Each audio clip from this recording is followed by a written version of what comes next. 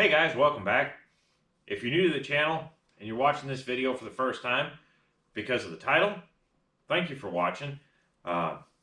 Please think about hitting that subscribe button if you haven't already.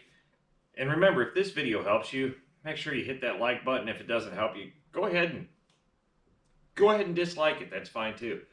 But if it does help you out, share it with some of your friends because you never know who it might help. So, as you caught from the title of the video, we're going to talk about some things that you might want to consider if you're thinking about getting into motorcycling. And if you are, welcome. It's a lot of fun. And as you can see, it might be kind of an addiction once you get into it. So, we're going to talk about a few things that you might want to consider when picking out your first bike. And I'm going to run through the list, and then we'll come back and elaborate on them. So, first things first, your riding experience, your physical size, your physical strength, and your intended use of the motorcycle. So, going to the top of that list, your riding ability. Maybe you've ridden off-road before, maybe you've never ridden before. That's fine too. I'm glad to see anybody and everybody that wants to get into riding motorcycles try it. It's great fun, but it does have its own risk. So if you're thinking about riding motorcycles and maybe you've never touched a motorcycle, a good way to get some experience in a safe, controlled environment is to take a rider training course. Now, don't think that just because maybe you've had some experience off-road or you've messed around with motorcycles a little bit before, you shouldn't take a rider training course. I highly recommend it to everybody that's never had one. Myself, I am a MSF rider coach. I became an MSF rider coach after 20 plus years of riding because I decided that it would be a good idea to put my children that wanted to learn how to ride motorcycles through an MSF course to learn how to ride the best possible way. That way I wasn't teaching them my bad habits. I sat through, audited the course with my children.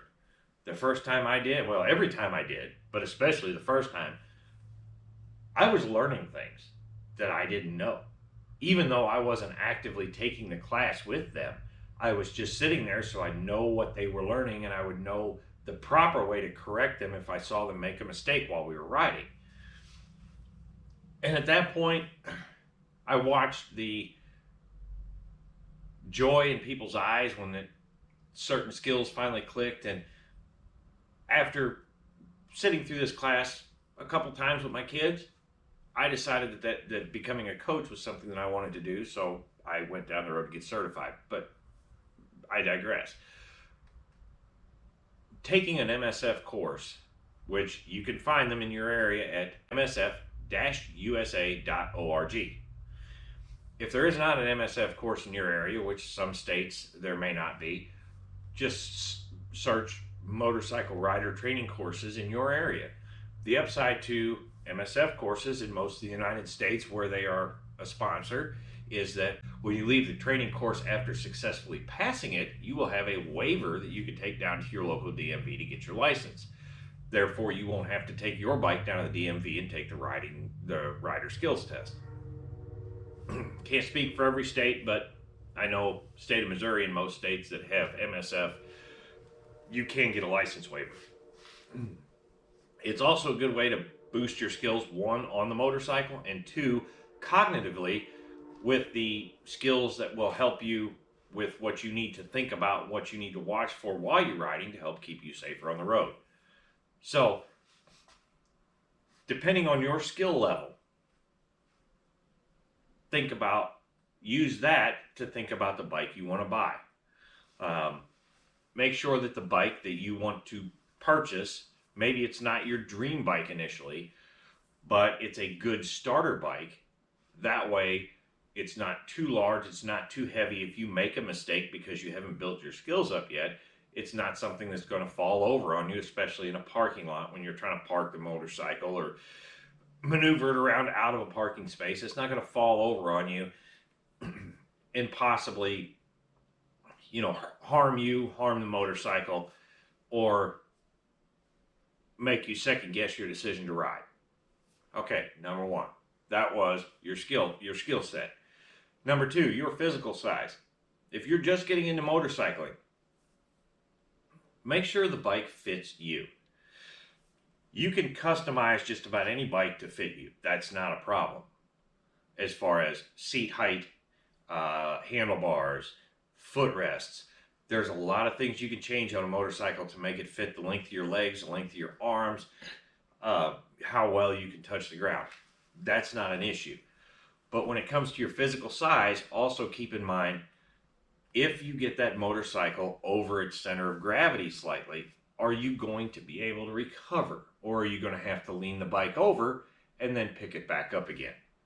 Because for new riders, it is more common to make a small mistake, such as not having the handlebar square when you come to a stop and the bike getting heavy and trying to tip over. If the bike's light enough, you can catch it, you can save yourself from leaning it over onto the ground and having to pick it back up again. If the bike is too large or too heavy and you make a small mistake like that, that is, you gain experience, those mistakes are going to become much less. You could potentially save the bike from leaning over on the ground. So that's where the physical size comes in. Now, your physical strength. Maybe you're a person of smaller stature, but you're fairly strong. That's not uncommon. I have a son that's about 5'4". For his size, he's a very strong 19-year-old kid. He could handle a little more motorcycle than somebody that's not quite as strong as he is, because like we just talked about, if it gets slightly over center, he has the muscle to bring it back up, and he's young enough yet that hopefully he's not going to throw out his back doing it. So that's another thing to take into consideration, is your physical strength. Can you handle, what weight of a motorcycle can you handle if you make a mistake? So to put motorcycle weights in perspective, a Honda Rebel 250 or 300, depending on what years you're looking at, is going to be about a 300-pound motorcycle, give or take a little bit. Depends on, all of this, of course, depends on how they're accessorized. And I'm just using Hondas for example because that's what I'm most familiar with.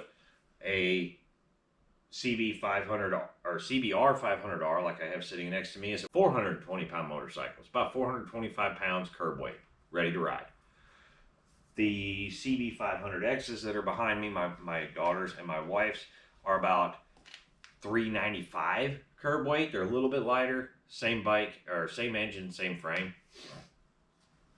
The V-Star 650 that's sitting over on this side is a little over 500 pounds.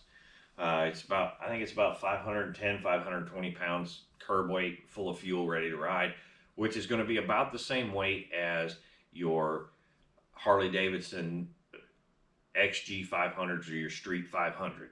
That bike weighs 515 pounds, ready to ride. That is, up until this year, has been the bike that is in the Harley Davidson Riding Academy classes.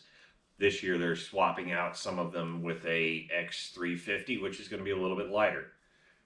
You get into a Harley Fat Boy like the one that's sitting behind me, now you're getting up in the 700-pound range. The Honda Valkyrie that's over here, which is going to be very similar to your Street Glide, your Road Glide, your Ultra Limited. That bike in particular is 880 pounds roughly. So you can see the physical size difference that it's going to take to handle a motorcycle like that. So pick a motorcycle based on what your physical strength and your physical size can handle. And then, lastly, what do you intend to use that motorcycle for? Maybe your intent is to keep that motorcycle for a year and a half to build your skill. Great, perfect. Find something used, cheap. Find that Rebel 300 or that they make a V-Star 250. That small light bike that you can build your skills on, because realistically you buy it used, you can buy it cheap enough that even if you did drop it, if you did scratch it or put a dent in it, you're going to be able to keep it for a year or two, and you're going to be able to sell it for what you paid for it. Because somebody else is going to buy it as a beginner bike. They're not going to care what it looks like because they know that there's a chance they're going to drop it, they're going to scratch it, and they want to get a good deal so they can ride it for a year or two and turn around and sell it and do the same thing that you did. Now, that's great. If you're thinking about getting a little bit bigger bike, there again, keep in mind your intended use, okay? You want to take longer rides. You're going to need something that's a little more comfortable. Something similar to a V-Star 650 or say the CB500Xs that are sitting behind me, which is more of an adventure touring platform as opposed to a cruiser. They're going to be comfortable for longer rides. My daughter has taken hers cross country and she's been comfortable on it. I know people that have ridden V-Star 650s on cross country trips and been comfortable. The CBR or any sport bike is not going to necessarily be comfortable for a ride over, say, 3 hours because they're not designed for comfort. Let's face it, they're designed for performance. And then, of course, these two, you know what? You can add seats, you can accessorize them, you can make them comfortable for multi-week excursions. So think about your intended use. You know, if you want to zip around town, you want to be able to commute back and forth to work, that sport bike, it's well balanced, it's lightweight, it's easy to handle, it's easy to park, and it's going to be great to maneuver through traffic around town, get you back and forth to work, get you some riding experience. If you want something to take a little bit longer rides, something similar to the CB500Xs, an entry-level lightweight adventure touring platform, would be great for that because you can still zip around town, you can still run your errands, you can still get back and forth to work. And I don't know how well it's going to show up in the video. I'll kind of slide over to the side, but you can see my daughter's is set up with side cases so that you can actually carry some of your gear with you as well. Something like that would be great for a daily commuter as well as something that you could take on a longer ride. The V-Star, yeah, you could daily commute on a V-Star. I daily commute on my Valkyrie. The downside is it's not quite as maneuverable. I mean, that's going to be very maneuverable in tight spaces. The Valkyrie is what I'm referring to. If I were riding in dense city traffic every day, I probably wouldn't want to ride that bike necessarily every day because it's not quite as maneuverable as the rest of the ones sitting here in the garage. But it is a nice, comfortable bike for rides. So those are all things that you might want to take into consideration when you're picking your first motorcycle. I hope this helps you out, guys. If it does, like I said, please don't forget to rate that video. Share with your friends because you never know, it might help one of them out. Maybe they're thinking about getting into it as well. If you want to take a rider training course, to find rider training courses in your area, you can first search msf-usa.org. That will put you in contact with any of the MSF rider training courses in your area, or throughout the United States for that matter. Also, check your local Harley dealer's website. Most of the Harley dealers are going to have a Learn to Ride tab somewhere on their website because most of the Harley dealers throughout the United States have a Harley-Davidson Riding Academy that is tailored with whatever.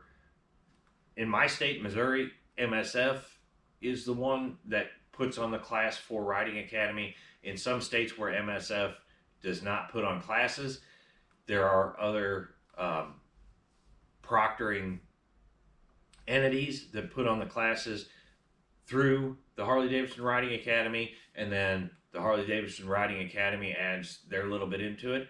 So check your local Harley dealer's website. They're always a good resource for learning to ride. And if you can't find anything there, or you don't have a Harley dealer local to you, depending on where you are in the country, just search rider training classes near me. Find a rider training class, get into a rider training class. Not only will it make you feel more confident and hopefully keep you much safer on a motorcycle, it will help reduce your insurance rate. So that's always a bonus. Guys, like I said, I hope this has helped you.